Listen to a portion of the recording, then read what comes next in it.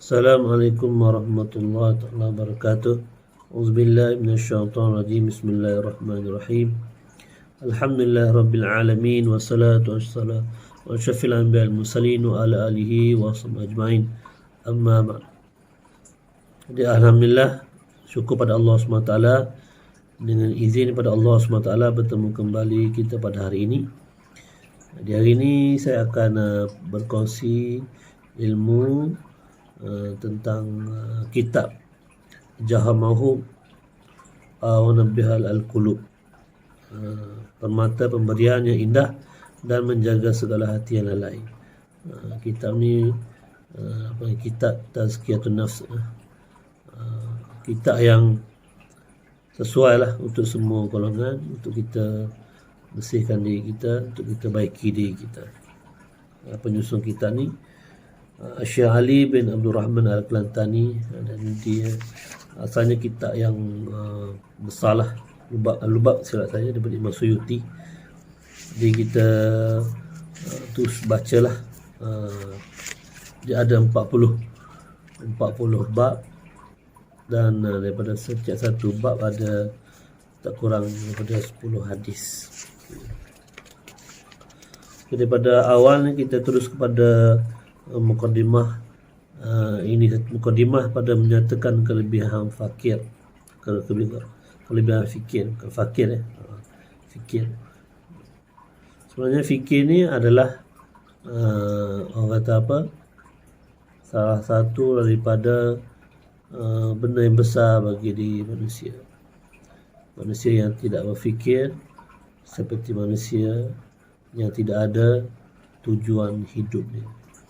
Manusia yang berfikir, manusia yang tidak berguna lah.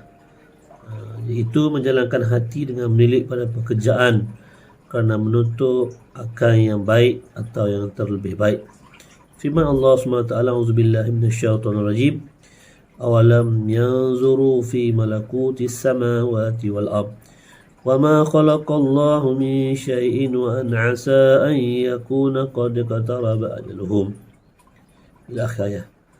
Dan tiadakah menilik mereka itu, yakni kufar Mekah, dengan mengambil fikir pada memlikah kerajaan dalam 7 petala langit dan bumi daripada segala yang ajaib-ajaib dan indah, barang yang di dalamnya, dalam keduanya, dan pada barang yang dijadikan dia Allah SWT daripada suatu dan pada keadaan hampir ajar mereka itu. Ini surah Al-A'raf ayat ke 185. Yakni jika memikirkan mereka itu pada indah kejadian barang yang di dalam keduanya, antara langit dan bumi, kejadian Allah SWT langit dan bumi, dan secaya dapat petunjuk mereka itu padanya, atas hikmah padanya itu adalah kejadian yang Allah Ta'ala buat antara langit dan bumi lah, atas hikmah. Jadi atas hikmah, yang mana kejadian Allah Ta'ala pada langit dan bumi itu ada hikmah Allah Ta'ala dan kamal sempurna kudratnya. Dan jika mereka itu pada keadaan hampir ajar mereka itu, maka putuslah angan-angan cita mereka itu. Nescaya bersegera mereka itu kepada beriman dan amal yang soleh.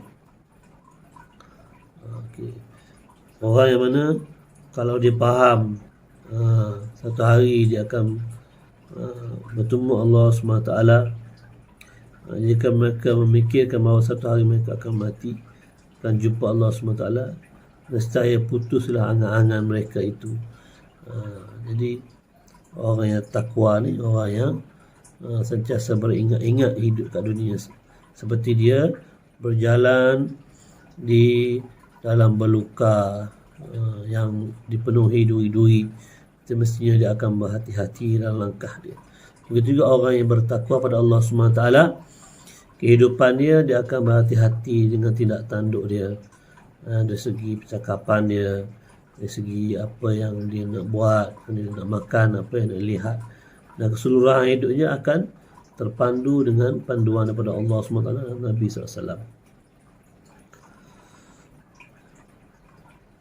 Dan riwayat daripada Abi Sulaiman, sabda Nabi SAW, tafakkaru fil akhirah yurisul hikmah wa yuhyil qabl wa tafakkuru fid dunya hijabun anil akhirah.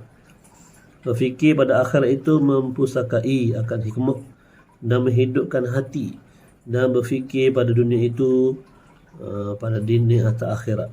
Jadi orang yang banyak berfikir tentang akhirat, tentang alam kubur, tentang mahsyar, sirat, syurga neraka ni, orang yang berfikir akhirat, berfikir tentang kehidupan akhirat, maka Allah SWT kata, Nabi SAW bagi tahu yurisul hikmah, mana Allah Ta'ala bagi hikmah pada dia. Mubasaka ini akan mendapatlah hikmah.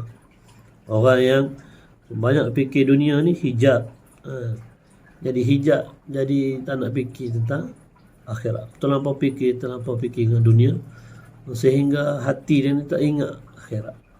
Sebab tu dia langgar semua tu, benda-benda halal pun dia makan, benda haram pun dia makan. Sebab tu kehidupan kita ni adalah ujian. Bila mana dalam keadaan kita ni susah, kalau orang beriman dia sabar, dan kalau dia senang dia akan bersyukur, dan dia tidak akan buat perkara-perkara yang Allah SWT larang. Jadi kesan daripada kita berfikir akhirat ni, yurisul hikmah, Allah Ta'ala bagi hikmah pada kita. Hikmah ni adalah suatu benda yang dia akan nampak benda yang baik. Kenapa bila kita solat ni, kita rasa solat ni seperti beban pada diri kita. Sebenarnya bukan beban pada diri kita. Solat ni adalah cara kita bertemu Allah SWT. Dia panggil ubudiyah, cara perhambaan kita kepada Allah SWT. Ketahui olehmu bahawasanya bagi tiap-tiap suatu itu penyakit, dan bagi tiap-tiap penyakit itu ada baginya ubat, dan bahawasanya penyakit hati itu lalai, maka ubatnya fikir, kerana fikir itu menerangkan mata hati, dengan dialah dilihat akan kebajikan dan kejahatan dan manfaat dan yang mudarat, dan tiap-tiap hati yang tak ada fikir padanya iaitu rumah syaitan. Jadi muhasabah diri, fikir tentang akhirat ni, fikir tentang diri kita, maka ia adalah cahaya daripada Allah Subhanahu Wa Taala. Dan kalau kita ni tidak ada fikir tentang akhirat, maka dia akan jadi rumah syaitan. Sebab kata seorang ulama, Buya Hamka, kalau makhluk tu berfikir hanya untuk makan, kerbau di sawah pun fikir untuk makan. Jadi kita ni sebagai manusia yang beriman pada Allah SWT, maka kita kena ada masa duduk, termenung, lihat diri kita dengan Allah Subhanahu Wa Taala. Macam mana kita nak tahu hubungan kita dengan Allah Subhanahu Wa Taala? Lihatlah keadaan seharian kita, apa yang kita sibukkan setiap hari. Maka kita kena susunlah jadual hidup kita, supaya benda-benda yang wajib tadi kita tu boleh kita sempurnakan dengan baik, dan kita buat penambahbaikan lah. Jadi bila dah sempurna sembahyang wajib kita daripada subuh, zuhur, asar, maghrib, isyak, maka setiap daripada solat kita tu kita tambah dengan sembahyang sunat. Sebab dengan sunat ni akan menampung segala kecacatan. Bila kita sembahyang tu banyaklah kelemahan kita, tak khusyuk lah, sembahyang tu banyak cacat celah, kita topak dengan sembahyang sunat. Dan sembahyang sunat ni yang digalakkan banyaklah. Antaranya solat sunat subuh 2 rakaat, 4 rakaat, zuhur 2 rakaat sebelum, 2 rakaat selepas. Ada kata 4 rakaat sebelum, 4 rakaat selepas. Ada tambahan lagi asar selepas maghrib 2 rakaat, dan selepas isyak 2 rakaat. Dan kita tambah lagi dengan solat duha, solat witir, dan solat sunat solat sunat awabin tadi lah, dan kita buat lagi solat sunat istikharah. Jadi kita buatlah perkara tersebut sebagai target kita dan kita capai. Walaupun benda tu nampak remeh, tapi kita nak usahakan dalam hidup kita perlukan pengorbanan, menekan hawa nafsu kita. Itulah dikatakan jihad bagi orang beriman. Bila kita berazam satu perkara, maka bertawakallah kepada Allah. Fa iza azamta fatawakkal Allah, innallaha yuhibbul mutawakkilin. Jadi kita letaklah target kita, buat kena ada target kita dalam kehidupan kita, supaya kita ni ada fikir tentang akhirat. Dan maksudnya lalai itu pedang syaitan, maka sangat seksa bagi mana siapa jatuh atasnya. Jadi syaitan akan melalaikan kita. Ada istilah yang suka saya nak sebut sini, bahawa ulama ada bagi istilah pada kita, bahawa syaitan ni dia akan tarik angan-angan kita seperti getah. Dia akan tarik panjang, tarik macam getah, kita tarik getah daripada sejengkal dia sampai sedepa, dia bertarik, dan bila lepas kita dah dalam kubur. Dalam kubur dengan orang talqin, Allah semayang tak habis qada lagi, hutang tak boleh bayar lagi, itu ini banyak perkara yang kita baru dah masuk dalam kubur, baru kita nak fikir. Jadi kita duduk termenung sekarang. Itulah orang-orang yang bertakwa, itulah orang-orang yang mana mengerti Allah Subhanahu Wa Taala. Jadi kita daripada sekarang, daripada tuan dan puan-puan tengok video saya ni, maka buatlah muhasabah diri kita. Kita dah berada di fasa akhir zaman ni, dan biarpun kiamat lambat lagi, tapi kiamat yang kecil, yang kata ulama, kematian kita sentiasa ada harapan kita. Jadi kita sentiasa beringat, dan kelalaian itu adalah pedang daripada syaitan, kata daripada kita ni.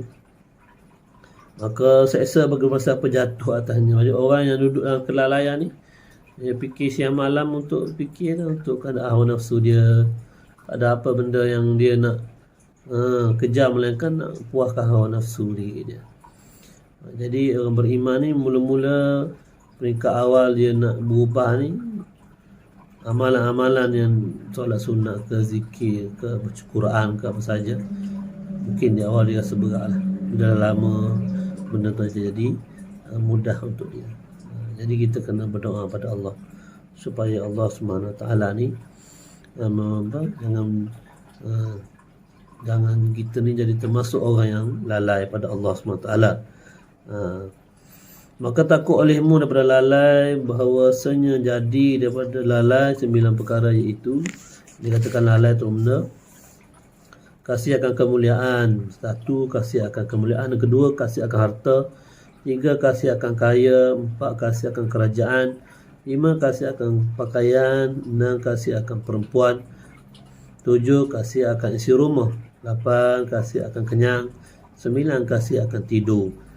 Dan bagi tiap-tiap satu daripadanya beberapa cawang-cawang ni cabang lah, amat banyak, dan lagi sabda Nabi Sallam, artinya yang terlebih hampir kamu daripada aku pada hari kiamat, orang yang terlebih banyak kamu lapar dan berfikir. Aqrabukum minni yaumal qiyamah aktsarukum ju'an wa tafakkuran. Artinya yang terlebih hampir kamu daripada aku pada hari kiamat ialah orang yang terlebih banyak kamu lapar dan berfikir. Dan pada satu riwayat, yang terlebih afdal kamu pada Allah darjatnya pada hari kiamat orang yang panjang lapar dan banyak berfikir pada Allah Subhanahu Wa Taala. Jadi orang yang mana ditinggikan darjat di akhirat besok ialah orang yang banyak dia berlapar, mungkin dikaitkan dengan puasa, dan banyak berfikir tentang Allah SWT. Biasanya orang-orang ahli ulama lah, orang-orang yang berjihad dengan Allah SWT. Jadi orang-orang yang mana diberi hikmah pada Allah SWT, dia banyak berlapar, banyak puasa, dan banyak berfikir tentang Allah SWT. Kata Miqdad ibnu Al-Aswad, masuk aku atas Abi Hurairah radhiyallahu anhu, maka mendengar aku akan dia berkata sabda Nabi Sallam, berfikir satu saat itu lebih afdal pada ibadat setahun. Kemudian masuk aku atas Ibnu Abbas radhiyallahu anhu, maka aku dengar akan dia berkata sabda Nabi Sallam, berfikir satu saat itu lebih afdal daripada ibadat 70 tahun. Kemudian masuk aku atas Nabi Sallam, maka aku kabarkan dia dengan mimpi itu, maka sabda Sallam, benar semua itu. Suruh olehmu akan mereka itu bagiku, maka aku suruh akan mereka itu. Maka bertanya Nabi SAW akan Abu Hurairah kepada fikirnya. Maka sembah ni tanya, dia jawablah, fikirku pada kejadian 7 petala bumi dan 7 petala langit dan bumi. Maka sabda fikirku itu afdal daripada ibadat setahun. Dan sabdanya, turun atasku Al-Quran kerugian bagi siapa membaca akan dia dan tiada mengambil fikir atasnya. Jadi sabdanya sabda Nabi Sallam. Nabi Sallam ni diturunkan ke atas Nabi Sallam adalah Al-Quran 30 juzuk 114 surah 114 surah dan Sallam kita tahu kerugian bagi orang siapa hanya baca saja Quran dan dia tidak mengambil fikir, sebab Quran ni sebagai cara hidup, tali daripada Allah SWT untuk kita manusia, panduan lah. Itu riwayat, kerugian baginya diulang-ulangi akan dia 10 kali, dan itu ayat inna fi khalqis samawati wal ard wa ikhtilafil laili wan nahari la ayatin liul albab. Bahwasanya pada menjadikan 7 petala langit dan bumi dan bersalahan siang dan malam itu beberapa tanda. Surah Al-Imran ayat ke-90. Yakni atas kamal sempurna kudrat Allah SWT bagi orang yang mempunyai akal, yakni tiada dijadikan dia sia-sia juga. Jadi kejadian langit dan bumi ni, kalau kita kaji sains tengok, maka keajaiban tengok macam matahari naik, tengok aurora dan sebagainya, tengok bintang dan ilmu astronomi. Sebenarnya kejadian Allah SWT ni hebat sebenarnya kalau kita perhatikan. Jadi inilah tanda-tanda kebesaran Allah Subhanahu Wa Taala. Jadi atas maksud yang besar itulah, maka kita kena bentuk diri kita ni biar ada fikir tentang akhirat, fikir kita muhasabah diri kita, di mana Allah SWT ni datang ke kita daripada perut ibu kita dalam keadaan kita tidak ada apa-apa, dalam keadaan kita lemah, tidak bercakap, tidak ada pakaian, sehingga Allah Ta'ala bagi kepada kita boleh berjalan, ada pakaian, kasih sayang pada ibu ayah kita, menjaga kita, sehingga kita diberi kelebihan demi kelebihan sehingga kita hari ini. Rasanya untuk setakat dulu perkongsian saya untuk kali ini. Mudah-mudahan kita apa yang kita mulakan belajar daripada kitab Jawahar Ma'hud Munabbihal Qulub. Jadi bagi siapa yang nak membeli kitab ni sebagai rujukan untuk baca, untuk join kita punya kelas, kita akan sentiasa update lah. Nanti sekiranya ada apa-apa soalan, pertanyaan, boleh saja komen di bawah video ni ataupun boleh tulis WhatsApp kepada saya. Kita kata dulu, Assalamualaikum warahmatullahi wabarakatuh. Subhanallah bihamdihi, subhanakallah bihamdihi, astaghfiruka wa atubu ilaih. Bismillahirrahmanirrahim. Innal insana lafi khusr illa alladhina amanu wa amilus solihat wa tawassaw bil haqqi wa tawassaw bis sabr.